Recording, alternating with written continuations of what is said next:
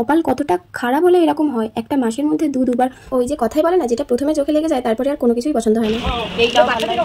এদিন কিন্তু আমাদের সাথে একটা খুব খারাপ ঘটনা ঘটে গিয়েছে, তো শেষে সেটা বলছি। দারুণ ছিল, আমার তো খুব ভালো লেগেছে। অনুষ্ঠানটা হচ্ছিল দোতলাতে, তো আমরা এখন দোতলার উপর দিয়ে উঠেছি 8:40 ট্রেনে। এখানেও একটা কাণ্ড ঘটে গিয়েছে, তো সেটাও তোমাদের সাথে শেয়ার করি। আর আমাদের বাড়িটা যেহেতু সোনারপুর আর বিদ্যাধরপুরের মিডিলে, তাই সত্যি বলতে কি বলতো, এখনকার যুগে ভালো মানুষ হওয়া সত্যি উচিত নয়, বাইরে ঘাটে অনেকটাই সচেতন হয়ে থাকতে হয়। এখান থেকে নামার সময় রৌনকের পাপার ফোনটা আবার দুবার, মানে তোমরা বুঝতে পারছো, এর আগেও একটা ভিডিও দেখেছো তারাপীঠ থেকে আমাদের একটা ফোন। তো ভিডিওটা স্টার্ট করেছিলাম, তো এন্ড তো করতেই হবে, সেই জন্য মানে জাস্ট এই ভিডিও ক্লিপগুলো নিয়েছি, আমার একটু ইচ্ছা করছিল।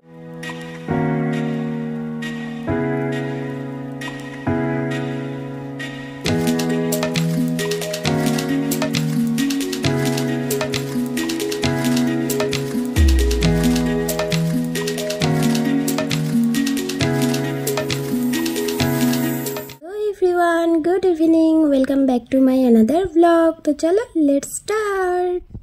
এখন বাজে সন্ধ্যে 7টা আর আজকে রয়েছে একটা ইনভিটেশন, তো সেই জন্য দেখো রেডি হয়ে নিয়েছি। আর প্রচুর পরিমাণে গরম পড়েছে, সেই জন্য একটা হালকা এক কালারের শাড়ি পরে নিয়েছি। আর সত্যি বলতে এত কষ্ট হচ্ছিল, তো মা বলছিল একটু বিনুনি করে নিতে, বাট আমার চুলটাকে ওই বিনুনি করবো, ওই ঘাড়ে পড়বে, সেটাও ভালো লাগে না, সেই জন্য একটা খোপা করে নিয়েছি। আর সবাই মিলে কিন্তু আমরা বেরিয়ে পড়েছি। এবারে এখান থেকে আমরা ভ্যান ধরবো, আর ভ্যানে করে সোজা যাবো সোনারপুরে। সোনারপুরে কিন্তু ইনভিটেশনটা ছিল, তোমরা নিশ্চয়ই থাম্বনেল দেখেই বুঝতে পেরে গিয়েছো আমরা কি ইনভিটেশনে যাচ্ছি আর কি। তো চলো।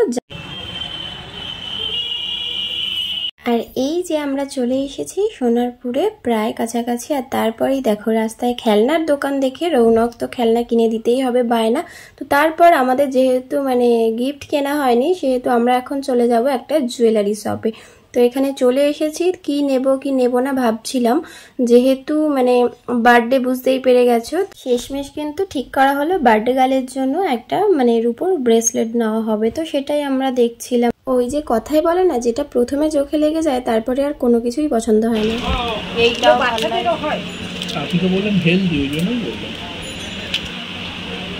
রৌনক এখানে এসে ভাবছে যে কি হচ্ছে, ঠাম্মি কি কিনছে, আমার তো কিছুই হচ্ছে না। তো তারপরে দেখো এই ব্রেসলেটটাই কিন্তু আমার প্রথমে গিয়ে পছন্দ হয়েছিল, তো ওটাই কিন্তু আমরা নিয়েছি।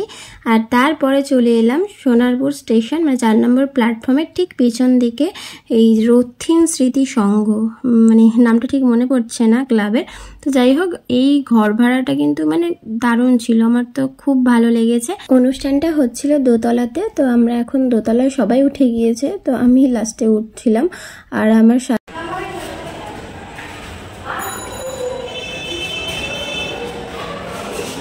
আমি আর গোপুই কিন্তু লাস্টে উঠছিলাম, তো সবাই প্রথমে চলে গিয়েছে।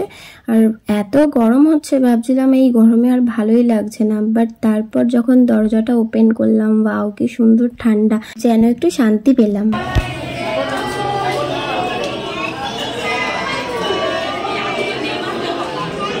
আমরা যখন এখানে পৌঁছাই তখন ঘড়িতে বাজে 8:15, আর তখন সবে কেক কাটিং স্টার্ট হচ্ছে। যার জন্মদিন হচ্ছে সে কিন্তু সম্পর্কে আমার মাসি শাশুড়ির মেয়ে।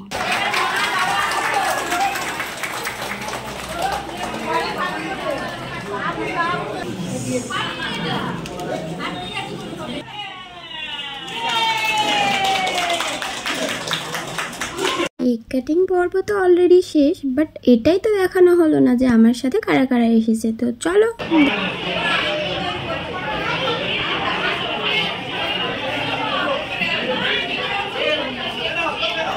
ওই যে দেখতে পাচ্ছ উনি হলেন আমার শাশুড়ি মা, তার সামনেই রয়েছে মামা শ্বশুর, আর রৌনক ওখানে বসে রয়েছে, দেখতেই পেলে পকোড়া খাচ্ছে। আর এই যে সামনে হলুদ শাড়ি মামি শাশুড়ি।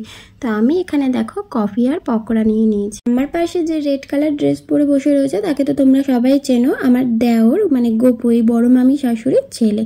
তো আমরা এখানে কফি পকোড়া খাচ্ছিলাম, তখনও কিন্তু রৌনকের পাপা আসেনি, আমরা ভ্যানে এসেছি।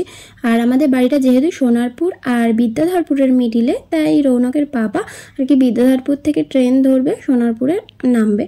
তো আসার কথা আমাদের একটা মানে এই ভিডিওটার ভয়েস ওভার করতে গিয়েই মানে সত্যি কেমন একটা লাগছে, কারণ এই ভিডিওটা যেদিন মানে 2-3 দিন আগের, তো ওই দিন কিন্তু আমাদের সাথে একটা খুব খারাপ ঘটনা ঘটে গিয়েছে, তো শেষে সেটা বলছি।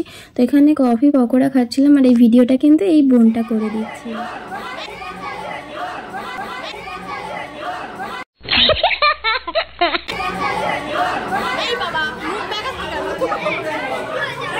এখন বাজে ঘড়িতে 9টা আর আমরা এসেছি 1 ঘন্টা প্রায় হয়ে গিয়েছে। বাট রৌনকের পাপা ফোন করেছিলাম, বললো বিদ্যাধরপুর দিয়ে উঠেছে 8:40-এর ট্রেনে।